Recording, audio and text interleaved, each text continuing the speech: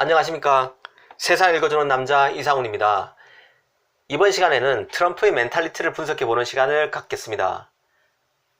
최강대국으로서 미국을 이끌고 있는 트럼프의 멘탈리티는 누구나 관심을 가질 수밖에 없는데요. 사실 저는 미국 연수를 1년간 갔다 왔습니다. 2016년 하반기부터 1년간 갔다 왔는데요. 그때 당시가 바로 힐러리와 트럼프 간의 미국 대선이 불을 뿜던 시절이었습니다. 그래서 미국의 그 대선 제도에 대해서도 잘 살펴볼 수 있었고, 당시 미국 미디어와도 굉장히 미디어에 관심을 갖고 굉장히 많은 그 자료를 모으기도 했었습니다. 당시에 저한테 감명을 줬던 분이 계신데요. 바로 미국 국제정치학자이자 싱크탱크인 유라시아 그룹 회장인 이언 브레머란 분입니다. 이언 브레머 교수가 지금 와서 생각해보면 상당히 그 당시에 대선에서 승리하기 전인데요. 트럼프가 그 당시에 트럼프에 대해서 가졌던 그의 생각, 그리고 그의 통찰력에 대해서 이런저런 논평을 많이 했는데, 지금 와서 생각해보면 거의 틀린 게 거의 없습니다. 다 맞습니다. 그만큼 그분이 트럼프의 머릿속을 잘 알고 있다는 건데요. 그분의 생각을 한번 들려주는 시간을 갖도록 하겠습니다. 이언 브레머라는 분은 저명한 국제정치학자인 만큼 미국 대통령 외교정책을 많이 자문했습니다. 그 당시에 3가지 옵션을 제시했다고 하는데요. 첫째는 경찰 국가로서의 미국입니다. 슈퍼맨으로서의 미국이겠죠. 문제가 생기면 미국이 나타나서 자유민주주의 수호를 위해서 잘못된 부분을 시정토록 하게 만드는 미국을 얘기하는 거겠죠. 두 번째는 고립주의로서의 미국입니다. 이런저런 골치 아픈 일에 개입하기보다는 그냥 우리끼리 잘 살자는 게 고립주의겠죠. 인디펜던트 아메리카입니다. 셋째는 개입안에 돈을 벌면서 하자는 현실주의 입장입니다. 경찰 국가가 현실적으로 필요하니 그 역할은 하되 반대급부로 받을 건 받자는 거죠. 머니볼 아메리카입니다. 트럼프는 이 3가지 옵션 중에 머니볼 아메리카를 지지한 대통령이라고 볼 수 있습니다. 세계에서 일을 하되 돈을 받고 하자는 거죠. 사실 트럼프는 대선 당시에도 안보 무위승차 국가로 4나라를 지목했습니다. 바로 독일, 일본, 한국, 사우디인데요. 사실 냉전 시대에는 상상도 못할 일입니다. 독일이 어디입니까? 독일은 유럽에서 가장 중요한 전략적 요충지죠. 미군이 주둔해 있는 국가입니다. 그리고 미국 EU에서도 GDP가 가장 높은 가장 강한 국가입니다. 일본, 한국도 아시다시피 동아시아에서 다 전략적 요충지죠. 대륙 세력, 중국과 러시아를 막아줄 해양 세력을 대표하는 일본과 한국입니다. 사우디는 역시 미국의 가장 최고 맹방입니다. 중동 지역에서요. 석유 자원이 중요한 중동 지역에서 미국 이권을, 이해관계를 대변해 줄 수 있는 국가입니다. 이런 국가들을 프리라이더로 지목했던 분이 바로 지정했던 사람이 트럼프입니다. 사실 머니볼 아메리카의 개념은 처음 나온 개념이 아닙니다. 현실주의 정치학자들은 일찌감치 이런 머니볼 아메리카 입장을 지지했었는데요. 미어 셰이머라는 교수가 있습니다. 이분도 옛날부터 독일에서 미군이 나와야 된다고 얘기했던 분입니다. 또 중국에 대해서도 다른 얘기를 했었는데요. 2004년에 주장했던 내용입니다. 어떤 내용인가 하면 중국의 부상, 그러니까 파워하우스로서 중국의 부상이 떠오르는 것이 생각보다 주춤하다면 미국은 아시아에서 떠날 수 있다고 했던 분이 바로 미어 셰이머 교수입니다. 노골적으로 미군의 아시아 주둔은 중국을 견제하기 위해서라고 얘기했던 분이 바로 미어 셰이머 교수입니다. 그러니까 중국이 옛날 구소련처럼 막강한 적으로 성장하지 못하면 미국으로 컴백할 수 있다는 게 현실주의자들의 입장입니다. 그러면서 미어 셰이머 교수가 한국에 대해서도 조언을 했었는데요. 어떤 조언을 했는가 하니, 중국이란 큰 적을 홀로 너희 혼자 상대해야 되는 처지가 될 수 있는 만큼 핵무장 등에 대해서도 깊은 고민을 하라고 이 미어 셰이머 교수가 말했다고 합니다.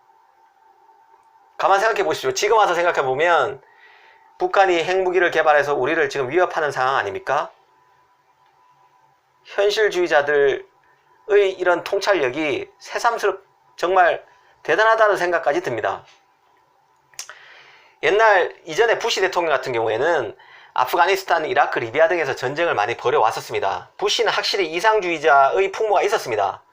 이번에 노무현 대통령 10주기를 맞아서 한국을 방문했죠. 그래서 이재용 삼성전자 부회장도 만나고 했었는데요.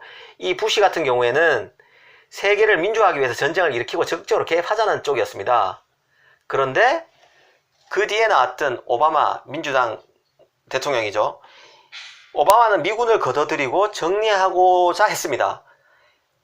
개입은 하되 뒤에서 좀 리드하겠다는 그런 약간은 좀 어정쩡한 리더십이었죠. 군대도 파견하고 미국 쪽에 가까운 인사를 심어 넣기도 하겠지만 뒤에서 좀 조정하겠다는 거죠. 전면에서 나서서 전쟁하기보다는. 트럼프는 오바마에서 더 나가서 돈을 받고 이렇게 뒤에서 리드하겠다는 겁니다. 사실 트럼프의 이런 현실주의에 입각한 외교정책은 우리 입장에서 보면 불안한 부분이 있습니다. 일본만 해도 트럼프가 일본에게 방위비를 더 내라고 하면 일본은 더 내겠다고 하는 쪽입니다. 사실 이 기회를 통해서 일본은 전범국가에서 군사적 파트너로 올라서겠다는 의지를 갖고 있습니다. 미국의 확실한 동맹국으로서 위상을 강화하면서 군대도 보유하고 지금 전범국가에서 사실상 자위권만 발동할 수 있죠. 그런 데 대한 일본 내부의 반발이 큽니다. 특히 우익 집단 내에서는요.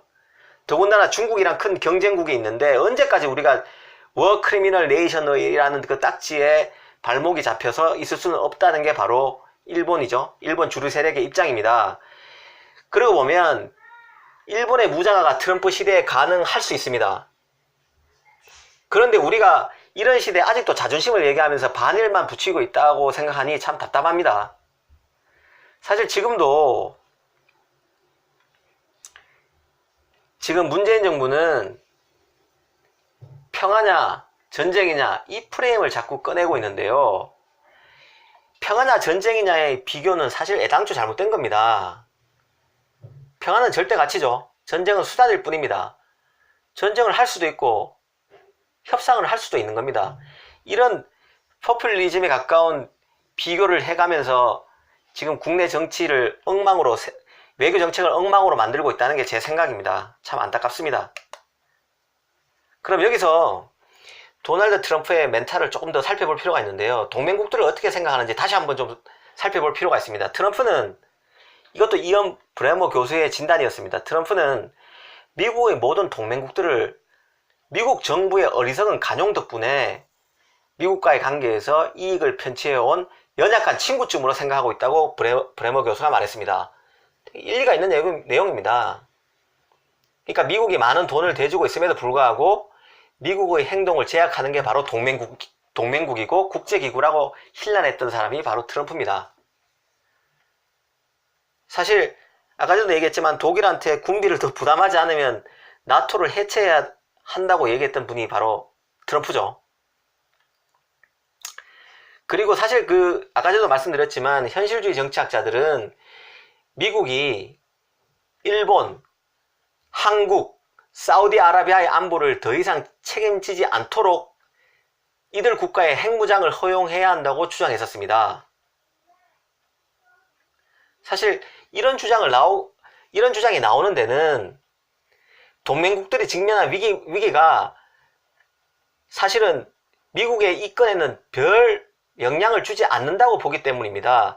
미국이 사실은 자원 쪽에서는 중동 석유보다 더 많은 셰일가스가 지금 나고 있죠. 식량도 지금 어마어마하게 많습니다.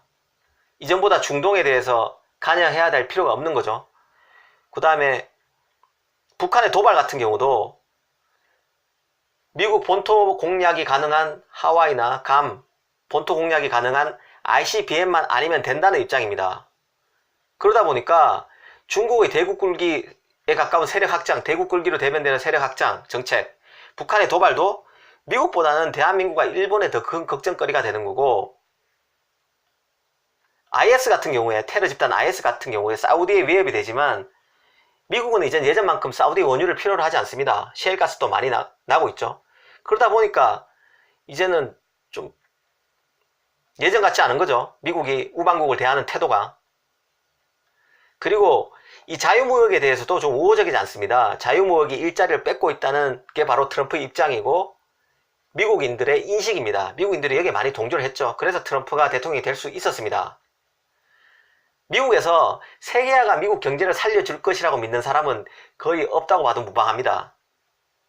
자유주의 신봉 국가인 자유주의 이데올로기를 퍼뜨려 온 미국이 세계화의 등에 빗을 꼽은 거나 마찬가지죠. 사실 트럼프는 경제 현상도 제로섬 게임이라고 보는 사람입니다. 중국이 위안화 평가 절하를 통해서 미국의 국부를 빼앗아 간다. 그리고 그 빼앗은 국부로 자국의 경제, 중국 경제를 재건하는 데 힘쓰고 있다고 주장했던 사람이 바로 트럼프입니다. 세상을 승자와 패자, 선과 악, 열심히 일하는 사람과 반대로 나누죠. 일견 선명하지만 세상은 그렇게 선명하지 않을 때가 더 많습니다. 승자와 패자가 딱 갈리는 것도 아니고 선과 악이 딱 갈리는 것도 아닙니다. 그럼에도 불구하고 우리가 트럼프의 이런 사고, 이런 멘탈리티를 분명히 알아야지만 앞으로 트럼프의 정책에 대해서 더 내밀한 준비를 할 수 있고 대응을 할 수 있을 겁니다. 특히 이번 이 시간은 이언 브레머, 제가 연수 당시에 저에게 깊은 감명을 줬었던 통찰력을 갖고 있었던 이언 브레머 교수의 생각과 현실주의 정치학자들의 생각을 전해드리는 시간을 가졌습니다. 감사합니다.